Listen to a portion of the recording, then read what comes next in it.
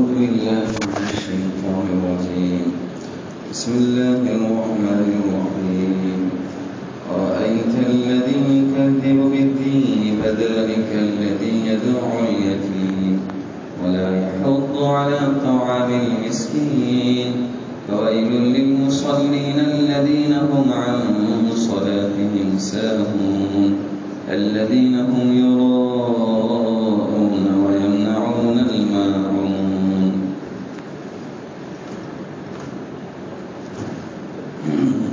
أرأيت الذي يكذب بالدين، بھلا آپ نے اس شخص کو دیکھا جو جزا و سزا کے دن کو جھٹلاتا ہے. فذلك الذي يدعو اليتيم، یہ وہی شخص ہے جو یتیم کو دھتکارتا ہے. ولا يحض على طعام المسكين، اور محتاج کے کھانے پر دوسروں کو ابھارتا نہیں ہے. فویل للمصلین، سو خرابی ہے ایسے نمازیوں کے لیے. الذین هم عن صلاتهم ساہون، جو اپنے نماز سے غفلت برتتے ہیں. الذین هم یراؤون، جو دکھلاوا کرتے ہیں. ویمنعون الماعون، اور مدد کی جو چیزیں ہیں ان کو عاریت وغیرہ پر دینے سے منع کرتے ہیں. اسی گزشتہ خطوں میں شروع کی 3 آیت کے متعلق جو تفصیل تھی وہ گزر گئی تھی. اس وقت جو تفصیل ہے ہمارے سامنے بقیہ 3 آیتوں کی، جس میں فویل للمصلین الذین هم عن صلاتهم ساہون، سو خرابی ہے ایسے نمازیوں کے لیے جو اپنی نماز سے غفلت برتتے ہیں. لہذا جو حضرات نماز سے غفلت برتتے ہیں، سستی برتتے ہیں، نماز کو یا تو قضا کر دیتے ہیں، اوقات پر نہیں پڑھتے ہیں، یا نماز کے ارکان شرائط وغیرہ کو صحیح طور پر ادا نہیں کرتے ہیں، ان کے متعلق اللہ تبارک تعالیٰ یہاں پر وعید سنا رہے ہیں کہ ایسی نمازیوں کی نماز کوئی کارآمد اور مفید نہیں ہوتی، جو اپنے اندر خشوع خضوع پیدا نہیں کرتے. خصوصاً یہاں پر منافقوں کا حال بیان کیا جا رہا ہے. یہ حال تو منافق کا ہوتا ہے. ایمان والا تو نماز کو ذری توجہ کے ساتھ، دھیان کے ساتھ اور شرائط ارکان کے ساتھ ادا کرتا ہے، اور منافق تو سر سے بوجھ اٹھا دیتا ہے. تو اس کی نماز کا اللہ تبارک تعالیٰ یہاں پر کیا کرتے ہیں، تذکرہ کرتے ہیں تاکہ وہ کیفیت وہ ہمارے اندر پیدا نہ ہو جائے. لہذا یہاں پر اللہ تبارک تعالیٰ سب وعید بیان کر رہے ہیں کہ جب جماعت جو شخص ظاہری نماز کا ڈھانچہ تو اپنے جسم اور زبان سے ادا کرتا ہے، لیکن اس کا دل میں کچھ بھی اثر نہیں ہوتا کہ نماز جس مقصد کے لیے اللہ تعالیٰ نے مشروع کی ہے اس سے اس کا دل غافل ہے. اس کو پتہ ہی نہیں کہ میں کیا پڑھ رہا ہوں، کیا اس کا مطلب ہے، میرے اعضاء اور جوارح جو عمل کر رہے ہیں اس کا کیا مقصد ہے. تو سجدہ کر رہا ہے تو پتہ نہیں کہ میرا سجدے کا کیا مقصد ہے. وہ تکبیر کہتا ہے لیکن تکبیر کا معنی اس کو معلوم نہیں ہے، بس ایک حرکات ہے، کچھ الفاظ ہے وہ پڑھتا ہے اور اس کا اثر اس کے دل پر کچھ بھی نہیں ہوتا. لہذا ایسے نمازیوں کے لیے خرابی ہے، بربادی ہے، جو نماز کے ذریعے سے اپنے اندر کچھ بھی تغیر پیدا نہیں کرتے. اور پھر مزید کی صفت بیان کی کہ الذین هم یراؤون، جو اعمال کرتے ہیں، نماز پڑھتے ہیں تو دکھلاوے کے لیے عمل کرتے ہیں. ان کا مقصد ہوتا ہے کہ بس ان کی تعریف کی جائے نماز کے ذریعے سے. اسی طرح جو بھی دینی کام ہے اس کی ذریعے سے ان کی تعریف کی جائے، واہ واہ کی جائے. ظاہری اعمال جو ہے لوگوں کو دکھانے کے لیے کرتے ہیں، دل اس سے خائف اور ڈرے ہوئے نہیں رہتے کہ حقیقت کیا ہے ان اعمال کی. اللہ تبارک تعالیٰ نے ہمیں کیوں ان اعمال کرنے کا حکم دیا ہے، اس سے ان کا کوئی سروکار نہیں رہتا، بس لوگوں کی تعریف اور واہ کے لیے وہ عمل کرتے رہتے ہیں. دکھلاوے کی حقیقت، ریا کی حقیقت یہ ہے کہ طلب ما فی دنیا پہ عبادت کے ذریعے سے دنیا ہی کے اندر طلب کیا جائے، یعنی واہ تعریف جو کچھ ہم کو ملنا ہے عبادت کے ذریعے سے دنیا میں مل جائے، جبکہ ہمیں اپنی عبادت کے ذریعے سے جو کچھ لینا ہے وہ آخرت میں لینا ہے۔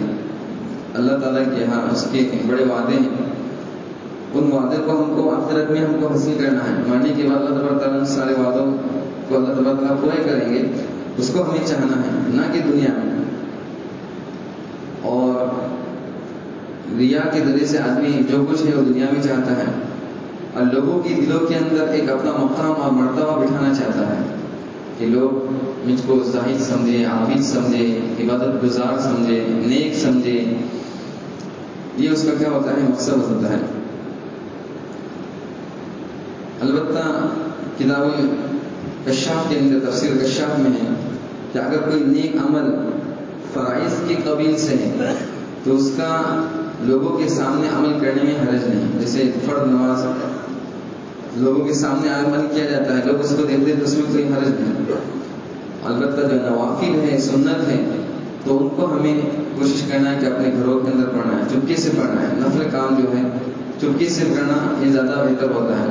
فرائض کو اعلانیہ طور پر تشہیر کے ساتھ پڑھنا مقصود ہوتا ہے تاکہ اس میں دوسروں کو ترغیب ہو جائے۔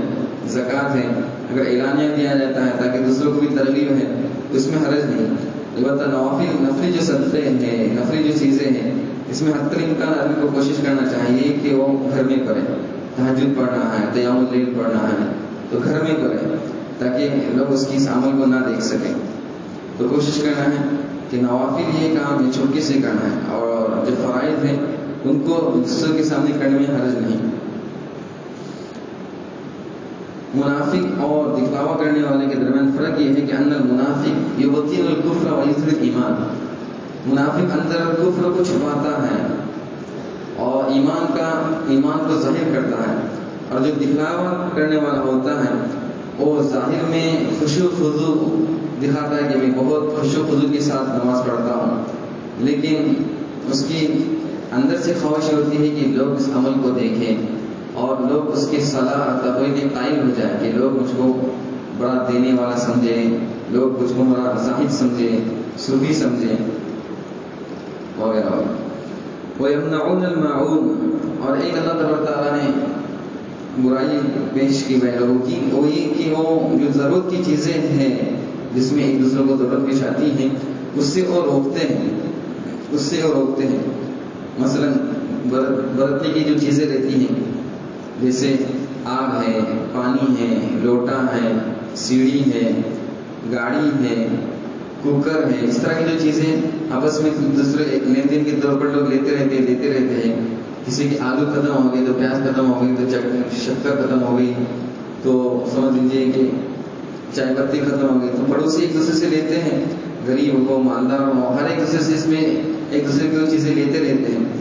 لیکن اس کی بخل اور کنجوسی کی علامت یہ ہوتی ہے کہ یہ اپنی برتنے کی چیزیں دوسروں کو دیتا نہیں ہے۔ یہ سمجھ لیجیے کہ بخل اور کنجوسی کی علامت ہے۔ جو برتنے کی چیزیں ہیں، روزمرہ کی چیزیں ہوتی ہیں، کبھی آدمی کے پاس مہیا ہوتی ہیں، کبھی نہیں ہوتی ہیں، تو اس میں اللہ تعالیٰ ہم کو ایک دوسرے کو ترغیب دیتے ہیں کہ کیا کریں، ہم ایک دوسرے کی تعاون کریں، ایک دوسرے کی ہم کیا کریں، مدد کریں۔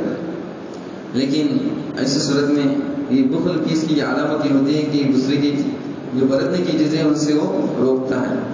چنانچہ حضرت عبداللہ بن عمر اس کی تشریح کر رہے ہیں، منع المعروف و منع الحق۔ ایک تو ہے عبداللہ بن مسعود فرماتے ہیں کہ معاون سے مراد قرض ہے، کہ لوگوں کو قرض بھی نہیں دیتا، لوگوں کو قرض ہی نہیں دیتا۔ ایک آدمی قرض دے سکتا ہے اور قرض نہیں دیتا، یہ بھی بخل کی علامت ہے۔ اور دوسری علامت یہ کہ بھائی کوئی اس کے ذمہ حق ہے، واجب حق ہے، اس حق کو نہیں دیتا۔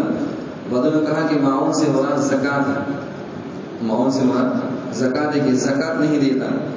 تو قرض ہے کہ بہت سارے اس کے اندر چیزیں ہیں جس کے ذریعے سے آدمی کا دوسروں کی کیا کر سکتا ہے، مدد کر سکتا ہے۔ برتنے کی چیزیں ہو، قرض ہو، اسی طرح سمجھ لیجیے کوئی حق ہے اس سے وہ روک رہا ہے، زکوٰۃ ہے اس سے کیا کر رہا ہے، روک رہا ہے۔ تو یہ جو ہے کہ کنجوسی اور بخل کیا ہوتی ہے، علامت ہوتی ہے۔ آدمی کو چاہیے کہ اس میں ایک دوسرے کا کیا کرے، تعاون کرے، مدد کرے۔ اس لیے علماء فرماتے ہیں کہ یستحب ان یستکثر الرجل فی بیتہ مما یحتاج الیہ الجیران، آدمی اپنے گھر میں کثرت سے ایسی چیزوں کو رکھے جس کی پڑوسیوں کو ضرورت ہوتی ہے. ایک کی جگہ دو چیزیں رکھے, جیسے ایک کوکر ہے اپنے پاس, دو کوکر لا کے رکھ دیے, کبھی اپنے لیے ضرورت ہے تو کبھی پڑوسیوں کو ضرورت پیش آ جائے گی. ایک گاڑی ہے تو کس نے دو گاڑی رکھ دی, ایک تو اپنی ضرورت کی ہے ہی, کبھی دوسروں کو بھی ضرورت پیش آتی ہے گاڑی کی, تو ہم نے دوسرے کے لیے بھی گاڑی کا کیا کر دیا, انتظام کر دیا. ایک جنریٹر کی جگہ دو جنریٹر رکھ دیے, ایک تو اپن کیا کر لیں گے جنریٹر اپنے استعمال کریں گے, دوسرا کبھی پڑوسی کے اپنے جنریٹر دے دیں گے. تو اس طرح کی جو چیزیں ہیں آدمی جو ضرورت کی چیزیں ہیں تو اس میں کثرت سے وہ چیزیں اپنے پاس رکھیں تاکہ پڑوسیوں کا کیا کرے اس میں خیال رکھے, اور پڑوسی کو چیزیں کیا کر سکتا ہے, دے سکتا ہے. تو اس میں بخل سے کام نہ لے. چنانچہ اس صورت کا خاص کی جو 3 آیت ہے ان کا خلاصہ ہی نکلا, فَأُولَٰئِكَ الَّذِينَ يُصَلُّونَ وَلَا يَأْتُونَ مِنَ الْأَعْمَالِ إِلَّا مَا يُرَى النَّاسِ. منافقوں کی خاص یہ علامت ہوتی ہے کہ ان کا مقصد کیا ہوتا ہے کہ وہ اعمال کے اندر بگاڑ پیدا کرتے ہیں, یعنی نماز ہے جو بھی عبادتیں ہیں وہ اچھے ڈھنگ سے نہیں پڑھتے. وَإِذَا قَامُوا إِلَى الصَّلَاةِ قَامُوا كُسَالَىٰ, نماز کے لیے کھڑے ہوتے ہیں تو بالکل سستی اور کاہلی کے ساتھ کیا ہوتے ہیں, کھڑے ہوتے ہیں. یُرَاءُونَ النَّاسَ, لوگوں کو دکھانا ان کا کیا ہوتا ہے, مقصود ہوتا ہے. اس سے اللہ تعالیٰ ہم تمام کو ڈراتا ہے کہ اس سے ہمیں آپ کو کیا کرنا چاہیے, بچانا چاہیے.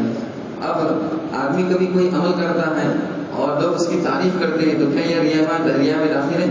علماء فرماتے ہیں کہ یہ ریا میں داخل نہیں ہے. کسی نے کوئی اچھا عمل کیا, کسی نے کوئی بیان کیا, لوگوں نے تعریف کی, نماز پڑھائی تو لوگوں نے تعریف کی, کسی نے سمجھ لیجیے کہ خیر کا کام کیا تو لوگوں نے تعریف کی, تو تعریف کرنے کی وجہ سے اس کا دل خوش ہو جاتا ہے. تو یہ ریا میں داخل نہیں ہے. ریا میں داخل یہ ہے کہ اگر لوگ تعریف نہ کرتے تو میں عمل کو نہیں کرتا. لوگوں کو تعریف کرنا کیا ہے, ضروری ہے. اس کے اندر یہ خواہش اس کی ہوتی ہے اگر لوگ تعریف نہیں کریں گے تو میں عمل کو چھوڑ دوں گا.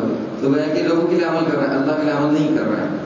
اور سمجھ لیجیے کہ اگر لوگ سمجھ لیجیے کہ کسی عمل پر اس کی ہمت افزائی کے طور پر اگر کوئی تعریف کرتے ہیں تو یہ ریا میں داخل نہیں ہے. اللہ تبارک تعالیٰ تمام کام کرنے کی توفیق عطا فرمائے.